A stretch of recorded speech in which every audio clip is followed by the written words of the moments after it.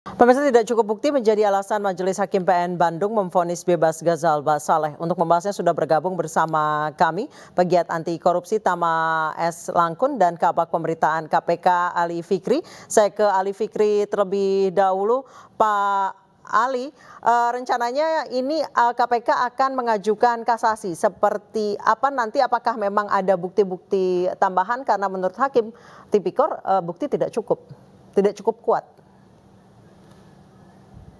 Ya, baik Mbak. Jadi betul ya, karena ini tadi divonis bebas, tentu satu langkah hukum yang bisa dilakukan oleh KPK sesuai dengan ketentuan adalah kasasi, begitu ya.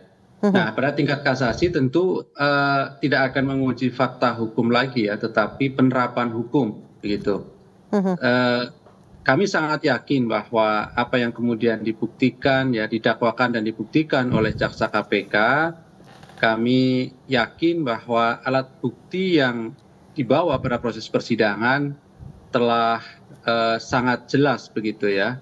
Kenapa? Karena pada perkara yang lain kita tahu bahwa KPK kan menetapkan 17 orang sebagai tersangka ya, baik yang masih dalam proses persidangan, bahkan ada yang sudah divonis sebagai pemberi suapnya. Kemudian ada juga yang dalam proses upaya hukum dan juga proses penyidikan. Yang terakhir kan Sekretaris Mahkamah Agung juga ditahan oleh KPK dalam rangkaian perkara dugaan jual beli perkara di Mahkamah Agung.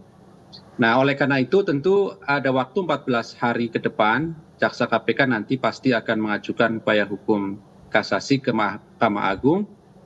Dengan nanti juga menyampaikannya di memori kasasi terkait bahwa ada kekeliruan dari majelis hakim terkait dengan penerapan hukum dalam memutus perkara dengan terdakwa Ghazal Basaleh dimaksud. Begitu, baik, Mbak.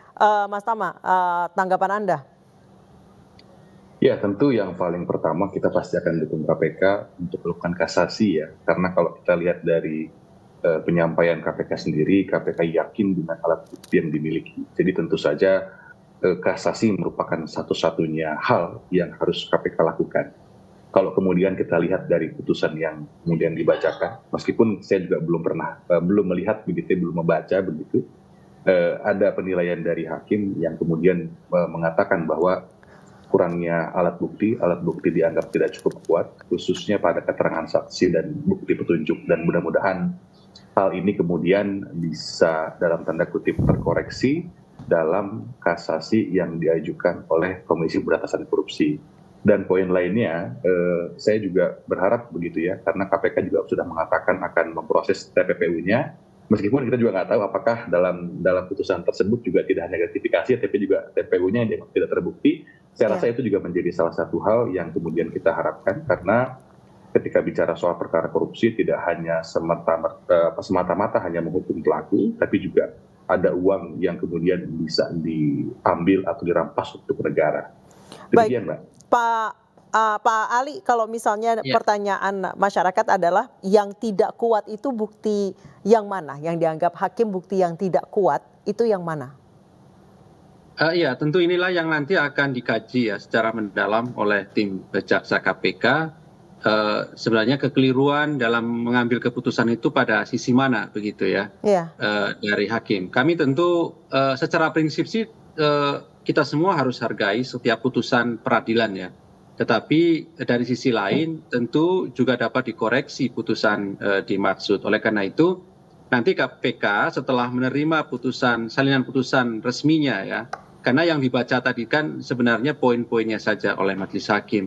Nah, nanti pertimbangan lengkapnya ada di dalam salinan putusan yang kami juga berharap Pengadilan Negeri Bandung segera mengirimkan salinan putusan dimaksud, karena di beberapa perkara itu jarang sekali pengadilan dengan segera menyerahkan salinan putusan lengkapnya ya. Kalau petikan saya kira setelah dibacakan sudah keluar itu ya petikan putusan. Tapi yang penting adalah bagi kami, bagi KPK, salinan putusan lengkapnya sehingga kami bisa pelajari secara utuh di mana sebenarnya kekeliruan dari majelis hakim yang menurut hemat kami perlu kemudian dikoreksi di tingkat Mahkamah Agung begitu.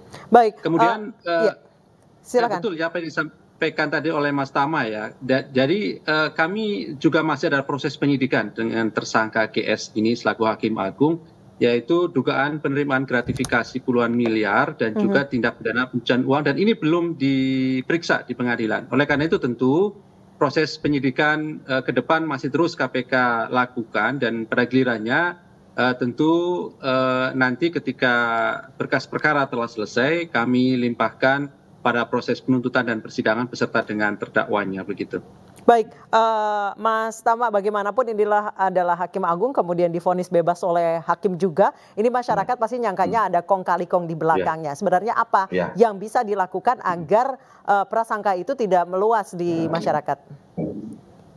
Iya, saya rasa Mbak Anissa, poinnya adalah kita tetap harus hargai apapun yang diputuskan oleh majelis hakim. Tapi kan tentu saja upaya-upaya hukum itu kan tersedia.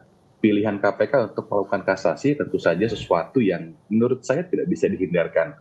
Itulah kemudian ruang untuk menguji asumsi-asumsi yang kemudian berada dalam ruang publik. Dan saya rasa juga kita berharap masyarakat tidak cepat juga mengambil keputusan bahwa ada kong kali kong atau yang lain-lain. Saya rasa biarkan mekanisme hukum yang berjalan, biarkan upaya kasasi yang kemudian KPK akan tempuh itu menjadi hal yang menerangkan lah kira-kira dari kecurigaan-kecurigaan yang ada selama ini. Karena kalau kita lihat kan kemudian yang coba KPK buktikan, kalau lihat dari pemberitaan ada pasal 12C besar yang berhubungan sama gratifikasi, ya tentu saja kata kuncinya adalah soal penerimaan gratifikasinya tersebut. Apakah betul menerima, buktinya apa, dan saya rasa itu yang akan kemudian jadi pengujian ke depan, begitu, Mbak Anissa. Baik, terima kasih Mas Tama S. Langkun dan Pak Ali Fikri telah bergabung bersama kami di iNews Prime. Selamat malam.